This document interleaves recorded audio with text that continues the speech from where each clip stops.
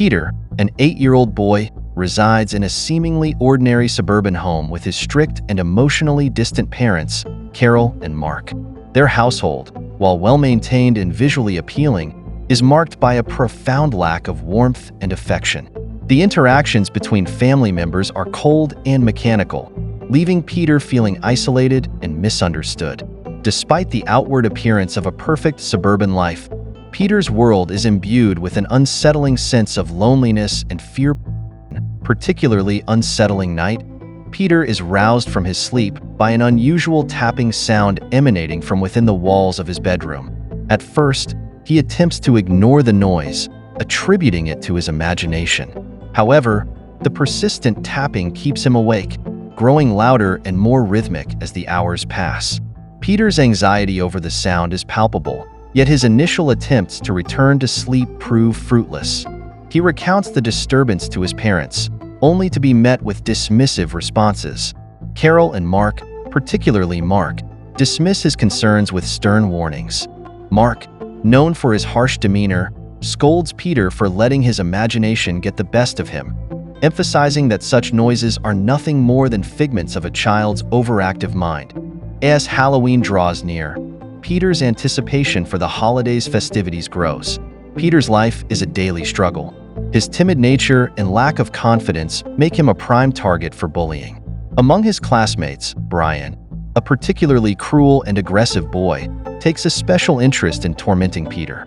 The school environment, rather than being a place of learning and social growth, becomes a battleground where Peter's self-esteem and sense of security are continually undermined. One day, unable to tolerate the relentless bullying and hostility on the playground, Peter decides to stay inside during recess.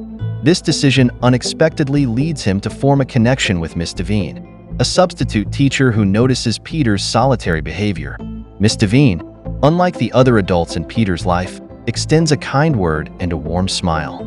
Her genuine concern stands in stark contrast to the emotional neglect Peter is accustomed to. Though initially reluctant to open up, Peter gradually finds solace in Miss Devine's empathy. As the nights progress, the tapping sound in the walls grows more insistent and disruptive. Driven by a mixture of fear and curiosity, Peter presses his ear against the wall, hoping to uncover the source of the noise. To his astonishment, he hears a faint, disembodied voice responding. The voice introduces itself as Sarah and claims to be trapped within the walls by Peter's parents. Sarah describes Carol and Mark as evil and warns Peter to be cautious. This revelation deeply unsettles Peter. She tells him more about her supposed imprisonment and hints that their parents are hiding something sinister. Sarah's stories are laden with dark implications, portraying Carol and Mark as malevolent figures.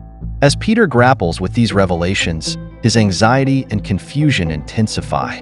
He starts to view his parents not just as indifferent, but as potentially dangerous individuals capable of unspeakable harm. Miss Devine remains a beacon of support for Peter. She notices the growing darkness in his eyes and his increasing withdrawal from social interactions. Peter eventually reveals a drawing he made of Sarah. The drawing depicts a girl trapped in a dark, oppressive room, begging for help. Miss Devine's alarm grows upon seeing the disturbing image, and she decides to arrange a meeting with Carol and Mark to discuss her concerns about Peter's mental state. The meeting, however, takes a disheartening turn. Carol and Mark respond defensively, dismissing Miss Devine's concerns as unwarranted interference. They accuse her of meddling in their family matters and downplay Peter's issues as mere childhood fantasies. Mark, in particular, becomes confrontational and uncooperative, further isolating Peter from any hope of support. After the meeting, Carol confronts Peter, reprimanding him for sharing what she terms family matters with outsiders. She warns him to keep his fantasies to himself, deepening his sense of isolation. Despite his parents' warnings, Peter continues his communication with Sarah. Sarah's insistence on the danger posed by Peter's parents grows more fervent. She convinces Peter that his only chance of escape from a fate similar to hers is to take drastic action. As Peter becomes increasingly torn between fear and loyalty, he starts to believe Sarah's claims. His parents' dismissive and harsh behavior only fuels his suspicions, leading him to see Sarah as a victim in need of rescue. Peter overhears a heated argument between Carol and Mark. Carol expresses concern that Peter's growing curiosity about the noises in the walls could lead him to uncover dangerous truths. Mark, on the other hand, insists that they need to be stricter with Peter to prevent him from discovering the truth. This overheard conversation intensifies Peter's fears and suspicions. Driven by a mix of dread and determination, the bullying Peter endures reaches a new level of cruelty. Brian, the primary bully, takes particular pleasure in tormenting Peter. One day, Brian destroys a pumpkin Peter had meticulously carved and decorated for Halloween. This act of vandalism pushes Peter to his breaking point. Fueled by Sarah's whispers and his own mounting anger, Peter retaliates during a confrontation. He pushes Brian down a flight of stairs, resulting in a broken leg. Back at home, Peter's parents are furious and view his actions as a blatant act of rebellion. They decide to impose a severe punishment by locking Peter in the basement, a dark and foreboding space hidden behind a refrigerator. The basement is cold and unwelcoming, filled with old, forgotten items and a palpable sense of neglect. As Peter explores his confinement, he discovers a pit covered with a heavy grate. The sight of the pit fills him with dread, though he remains unaware of its true significance. While Peter is locked away, Miss Devine's concern for him grows. She decides to visit Peter's home to check on his well-being.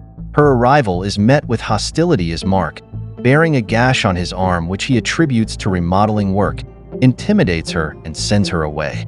Miss Devine leaves reluctantly, but her worry for Peter persists. After several days, Peter is finally released from the basement. The experience has left him deeply shaken and more isolated than ever before. Reconnecting with Sarah, he learns more about her past.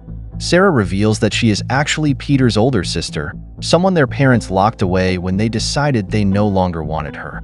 Her story is filled with sorrow and resentment, and she convinces Peter that their parents are planning to do the same to him. She warns him that the only way to avoid her fate is to take drastic action. Sarah's influence over Peter becomes increasingly potent. She persuades him that his parents must be stopped before they can harm him. Desperate and terrified, Peter decides to follow Sarah's advice. One night, he slips rat poison into his parents' soup at dinner. As they eat, the atmosphere is thick with tension. Peter watches in a state of horror and fascination as his parents begin to show signs of poisoning. Carol and Mark's attempts to confront him are futile as they succumb to the effects of the poison. In her dying moments, Carol manages to warn Peter not to let her out. With his parents dead, Peter feels a mix of relief and fear. He knows that he has crossed a line, but he also believes he has saved himself from a terrible fate. He remembers Carol's warning and is filled with dread.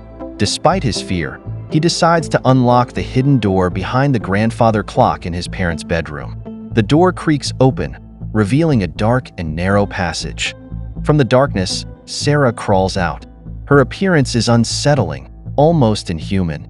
In the dim light, Peter can see that she is not the innocent victim she claimed to be. Sarah reveals her true nature, telling Peter that she has been manipulating him all along. She wanted revenge on their parents for imprisoning her and used Peter as a means to achieve it. She resents Peter for having the normal life that she was denied. As Peter processes this betrayal, there is a knock at the door. Brian and his cousins have come to Peter's house, seeking revenge for Brian's injury. They plan to scare Peter, but their plans quickly turn deadly. Sarah, now free, attacks them with a terrifying ferocity. One by one, they fall victim to her rage. Amidst the chaos, Miss Devine arrives. She received a phone call from Peter, begging for help. Seeing the horror unfolding, she rushes to Peter's aid. Together, they manage to lure Sarah back to the basement. With great effort, they trap her in the pit, securing the heavy grate over it. Sarah screams and curses them, but her warnings are clear. She will eventually escape, and she will always haunt Peter. By the way, I am Surge's Mike. Kindly like and subscribe for more interesting recaps.